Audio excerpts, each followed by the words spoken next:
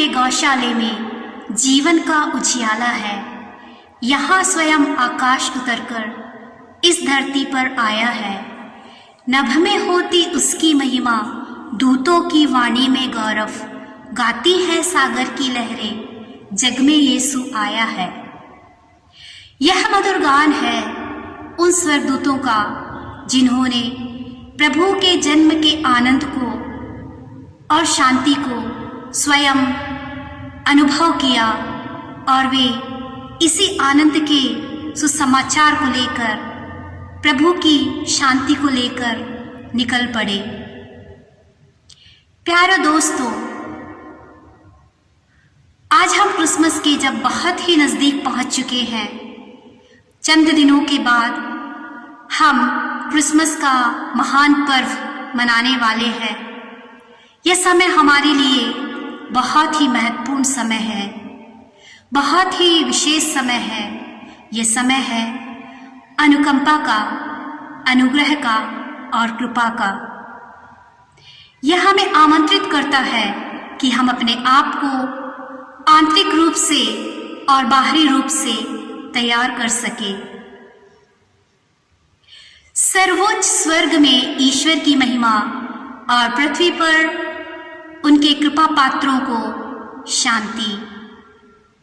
संत Lucas का सुसमाचार अध्याय 2 वाक्यांश 8 से 20 में हम पढ़ते हैं कि जब गडरिये कड़क ठंड में अपने भेड़ों की निगरानी कर रहे थे, तभी प्रभु का दूत उनके पास आकर खड़ा हो जाता है और प्रभु का प्रकाश उनके चारों ओर फैल जाता है।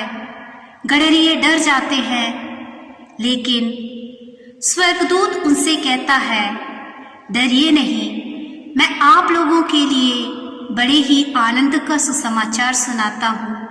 आज आपके लिए और सबों के लिए मुक्तिदाता का जन्म हुआ है।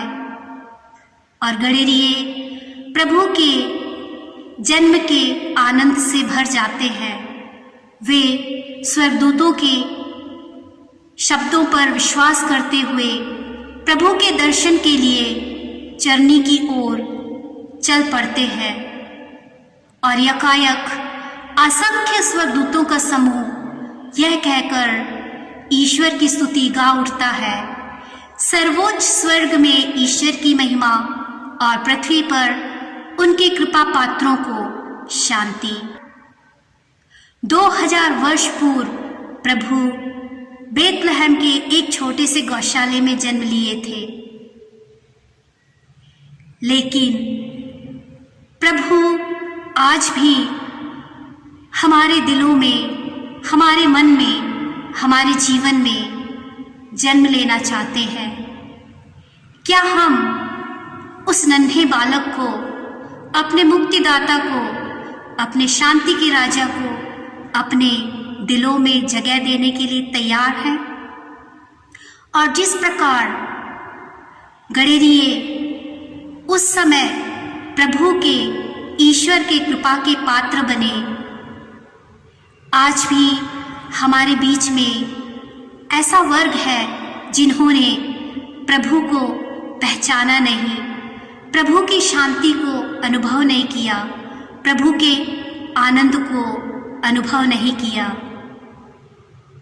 आज हमें चाहिए कि हम भी उन्हीं स्वर्गदूतों की तरह प्रभु के जन्म के आनंद को स्वयं अनुभव करें और उन लोगों के पास जाएं, प्रभु के इस आनंद के, इस शांति के सुसमाचार को लेकर।